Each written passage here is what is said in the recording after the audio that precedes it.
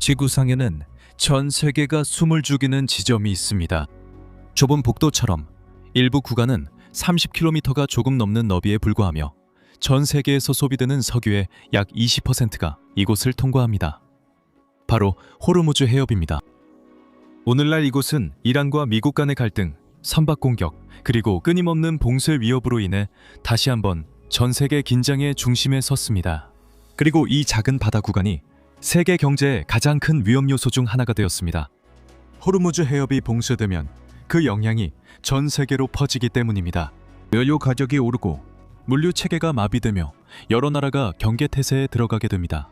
바로 이런 상황에서 수십 년 전에 건설된 전략적 인프라가 다시 한번 중심 무대로 떠오르게 됩니다.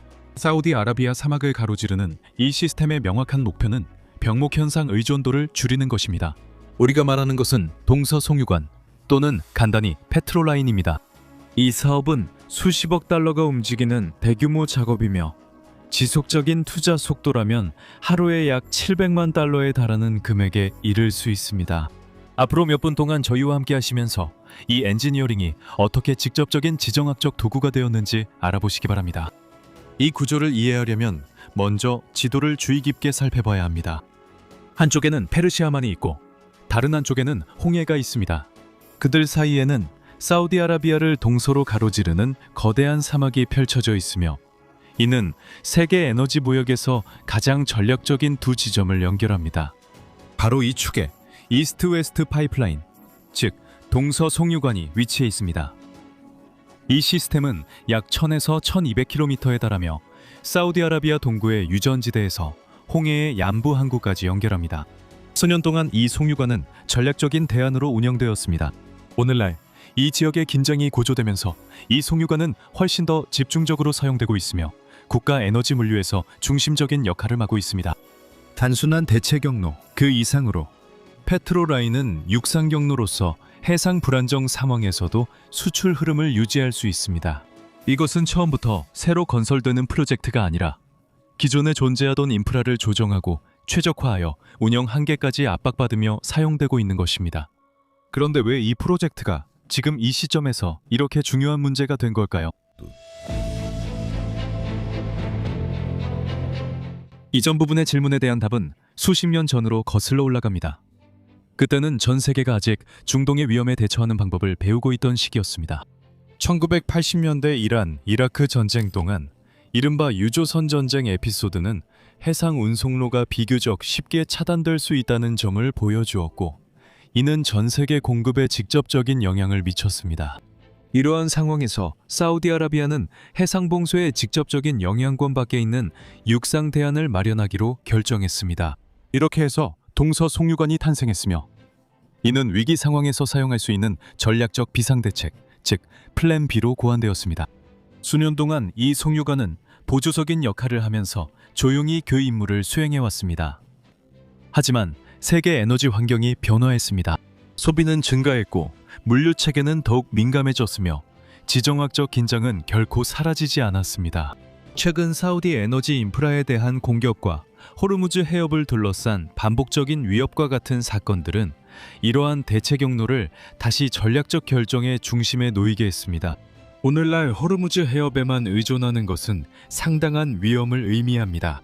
그래서 페트로라인은 단순한 대안이 아니라 최우선 전략 자산으로 자리 잡았으며 수요가 증가하는 상황에 대응하기 위해 운영을 강화하고 조정하고 있습니다.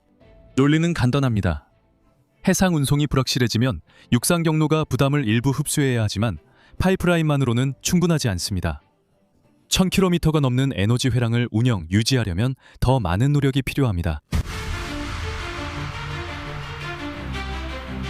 이것은 단순히 해상 운송의 문제만이 아닙니다.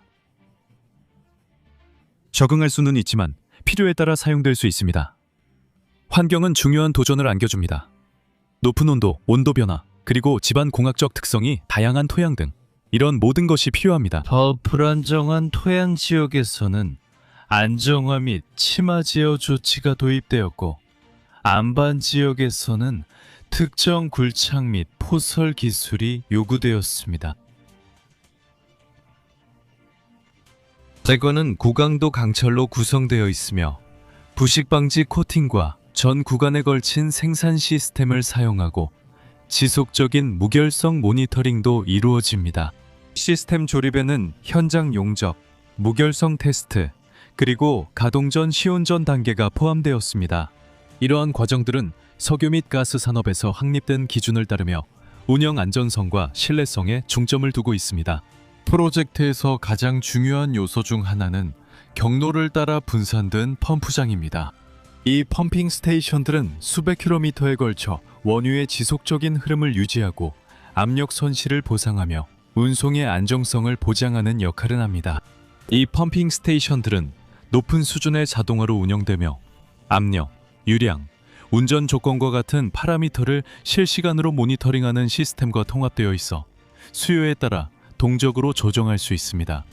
또 다른 중요한 측면은 인프라의 안전성입니다.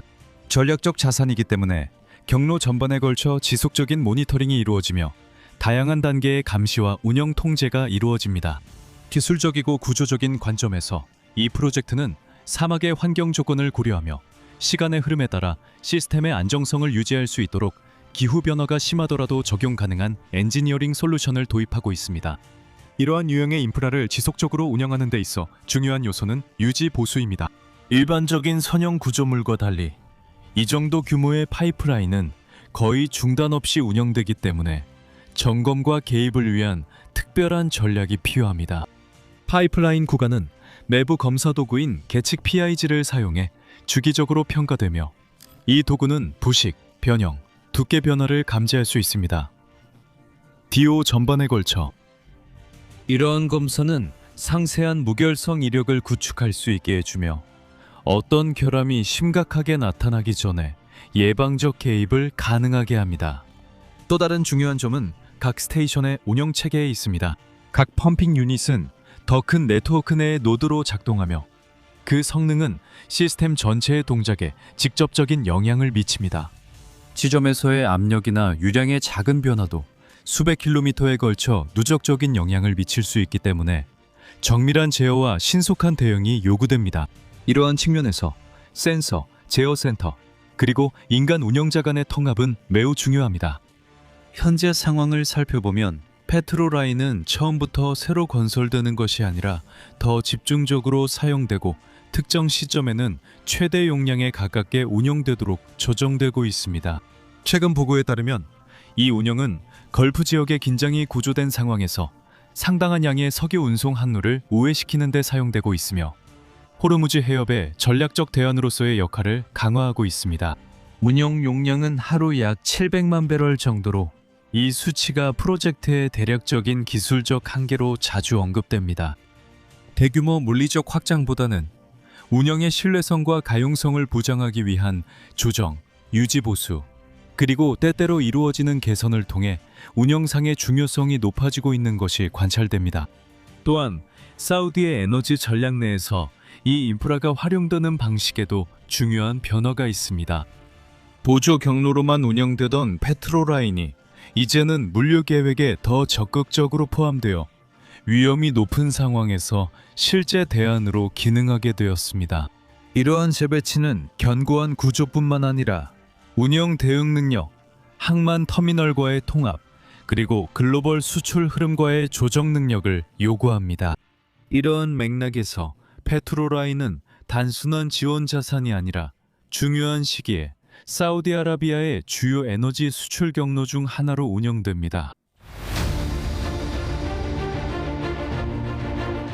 이제 여기서 무엇이 구축되고 있는지 진정으로 이해하려면 한 걸음 물러서서 이 규모를 좀 더 구체적인 것으로 바꿔볼 필요가 있습니다.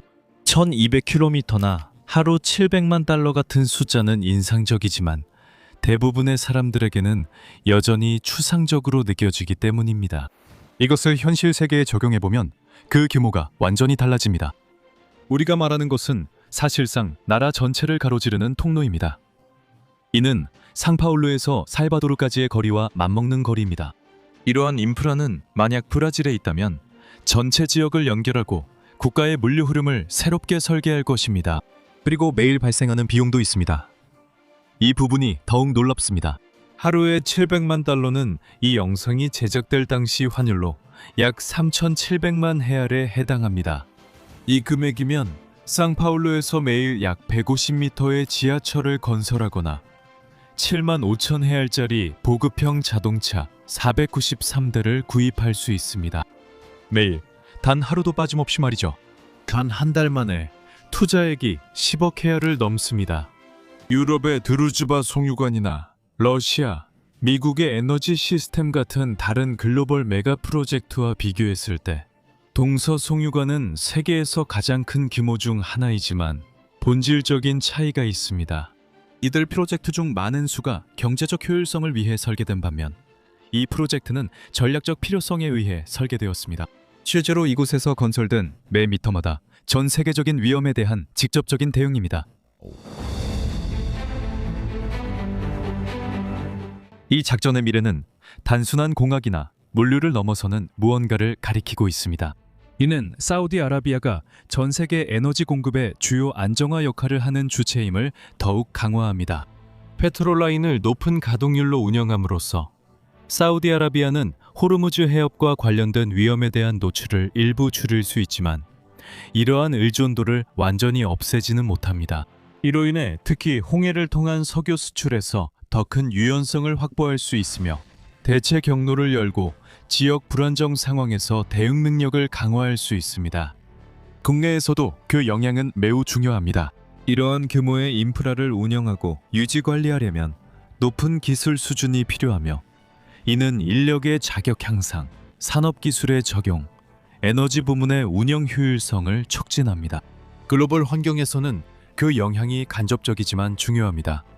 대체 경로의 존재는 공급 중단 위험을 완화하는 데 기여하며 이는 극심한 변동성의 급등을 줄이는 데 도움이 될 수 있습니다. 하지만 이것만으로는 국제 석유 시장을 안정시키는 데 충분하지 않습니다. 결국 이 인프라는 분명한 메시지를 남깁니다. 이것은 단순한 공사가 아니라 오랜 시간에 걸쳐 세워진 전략적 결정입니다. 사막을 호르무즈 해협의 대체 경로로 바꿈으로써 엔지니어링은 단순한 기술적 지원을 넘어 전 세계 지정학에서 중심적인 역할을 하게 됩니다. 불확실한 상황에서 위험을 미리 예측하는 능력이 그에 대응하는 것만큼이나 중요할 수 있음을 보여줍니다. 시청해 주셔서 감사합니다. 호르무즈 해협의 대안에 대해 어떻게 생각하시나요? 중요하다고 생각하세요? 에너지 수출, 글로벌 상황에 큰 영향이 없다고 생각하시나요? 의견은 댓글로 남겨주세요. 여기서 마치겠습니다. 감사드리며 다음 영상에서 뵙겠습니다.